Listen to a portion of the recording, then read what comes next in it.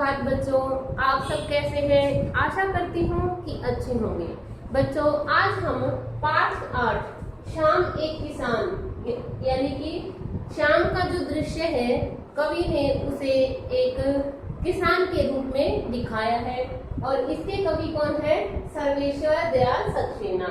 आपको कविता का नाम और कवि का नाम जरूर याद करने हैं। तो पहले हम अपनी कविता पढ़ते हैं। आकाश का साफा बांधकर सूरज की चिलम खींचता बैठा है पहाड़, घुटनों पर पड़ी है नदी चादर सी, पास ही दहक रही है तलाश के जंगल की अंगीठी, अंधकार दूर पूरब में सिमट बैठा है भेड़ों के गले सा।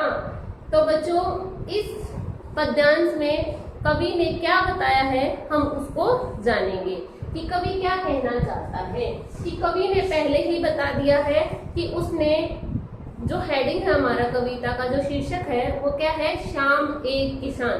कि जो शाम का दृश्य है, सायंकाल का जो समय है, उसको कवि ने एक किसान के रूप में माना है कि किस प्रकार उसे शाम का दृश्य, सायंकाल का दृश्य एक कवि किसान के समान लगता है। अब वह उस शाम के दृश्य का वर्णन करता है किसान के माध्यम से। आकाश का साफा बांधकर, साफा यानी पगड़ी, आकाश रूपी साफा बांधकर, किसने बांधा साफा? पगड़ी किसने बांधी? किसान ने। सूरज की चिलम खींचता, कि शाम के समय जब लगभग 6 बजे का समय हो जाता है, 7 बजे का समय हो जाता है, सूरज छिपने को उठता है तो लाल लाल रंग का दिखाई देता है। तो सूरज की चिलम खींचता, कि वह ऐसा लगता है कि सूर्य रूपी चिलम को पी रहा है। हुक्का सभी ने देखा होगा, हुक्के के ऊपर जो आग रखी जाती है, उसमें जिसमें आग रखी जाती है उसे चिलम कहते हैं। बैठा है पहाड़, कि पहाड़ रूपी जो किसान है वो क्या है? बैठा हुआ है। उसने आकाश का साफा बांध रखा है और सूर्य रूपी चिलम पी रहा है। घुटनों पर पड़ी है नदी चादर सी, कि पहाड़ के ऊपर से जो नदी बह रही है वो ऐसे लग रही है जैसे किसान के घुटनों पर चादर बिछी हुई हो, यानी कि उसने घुटनों पर चादर ओढ़ रखी हो। पास ही दहक रही है पलाश के जंगल की अंगीठी, पास ही दहक रही है। दहक रही का अर्थ क्या है? जल रही है। पलाश के जंगल की अंगीठी, कि पलाश के जो जंगल फूल है लाल रंग के होते हैं। जो पलाश है वो एक प्रकार का पौधा है और उसके ऊपर जो फूल है वो ऐसे होते हैं जैसे लाल रंग के हैं। और लेखक को ऐसे लग रहा है कि पास ही दहक रही है, कि घुटनों के ऊपर क्या पड़ी हुई है? चादर पड़ी हुई है। और ऐसा लगता है जैसे पास में भी क्या जल रही है? दहक रही है, जल रही है पलाश के जंगल की अंगीठी। कि पलाश के लाल लाल फूल ऐसे लग रहे हैं कि जैसे पलाश के फूल ऐसे लग रहे हैं जैसे कि जंगल में अंगीठी जल रही हो। लाल लाल रंग है उनका फूलों का, तो ऐसे लग रही है कि वो दहक रही हो। आपने देखा होगा कि सर्दियों में जब हम कोयले जलाते हैं तो क्या होते हैं? वो लाल लाल रंग के हो जाते हैं और दहकने लग जाते हैं। अंधकार दूर पूरब में सिमट बैठा है भेड़ों के गले सा, कि अंधकार पूर्व दिशा से आ रहा है, कि उसे ऐसे लगता है सिमट बैठा है भेड़ों के गले सा। भेड़ों के गले सा, भेड़ों के झुंड जैसा। कि जिस प्रकार भेड़ों का झुंड बड़ा होता है उसी प्रकार उसे लगता है कि पूर्व दिशा से क्या है? अंधकार भेड़ों के झुंड की बाती आ रहा है। चलो मैं एक बार फिर दोहराती हूँ कि बैठा है पहाड़। यहाँ से शुरू करते हैं कि कौन बैठा है? किसान रूपी पहाड़ क्या है? बैठा हुआ है आकाश का साफा बांधकर। आकाश का साफा यानी पगड़ी बांधकर सूरज की चिलम खींचता, यानी कि सूर्य रूपी जो चिलम है, हुक्का है जो, उसमें वो सूर्य रूपी चिलम खींच रहा है, पी रहा है।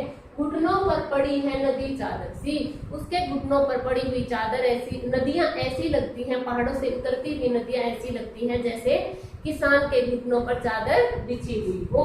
पास ही दहक रही पलाश के जंगल की अंगीठी, कि पास में पलाश के लाल लाल फूलों से ऐसा लगता है कि उसके पास में क्या है? कोई अंगीठी जल रही हो। अंधकार दूर पूर्व में सिमट बैठा है भेड़ों के गले सा, कि पूर्व दिशा से बढ़ता हुआ अंधकार क्या है, पश्चिम दिशा में सूर्य छिपेगा तो ऐसा लगता है कि पूर्व दिशा से अंधकार भेड़ों के झुंड की भांति आ रहा है। बच्चों अब दूसरा पैराग्राफ देखिए। अचानक बोला मोर, जैसे किसी ने आवाज दी सुनते हो, चिलम ओंधी सूरज डूबा अंधेरा छा गया। कि अगले पैराग्राफ में, अगले पद्यांश में कवि क्या कहता है कि अचानक बोला मोर, जैसे ही शाम का समय होता है तो मोर की आवाज सुनाई देने लगती है और उसे लगा कि जो अचानक से क्या है मोर बोला, तो जैसे किसी ने आवाज दी हो, सुनते हो, कि उसे ऐसा लगा कि जैसे कोई किसी को पुकार रहा है, कि मोर की आवाज से उसे ऐसा महसूस होता है कि जैसे कोई किसी को पुकार रहा है और कह रहा है कि सुनते हो, कि क्या तुम मेरी बात सुन रहे हो। चिलम ओंधी, ओंधी यानी उल्टी कर दी। चिलम क्या है, जो हुक्का, जिस हुक्का सभी ने देखा होगा, हुक्के के ऊपर जो आग रखी जाती है वो चिलम में ही रखी जाती है। हुक्का पीने का, तंबाकू पीने का एक पात्र होता है।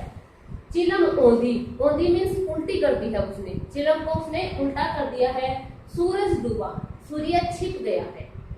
अंधेरा छा गया, और जैसे ही सूर्य छिपा और अंधेरा छा गया। चलो मैं इसको फिर एक बार दोहराती हूँ। अचानक बोला मोर, कि अचानक से शाम के समय मोर की आवाज ऐसे प्रतीत होती है जैसे किसी ने किसी दूसरे व्यक्ति को, एक व्यक्ति ने दूसरे व्यक्ति को क्या दी हो, आवाज दी हो, जैसे कहते हो कि सुनते हो, कि तुम क्या मेरी बात सुन रहे हो। चिलम ओंधी, चिलम ओंधी यानी उल्टी कर दी है, ओंधी उलटना उस चीज को।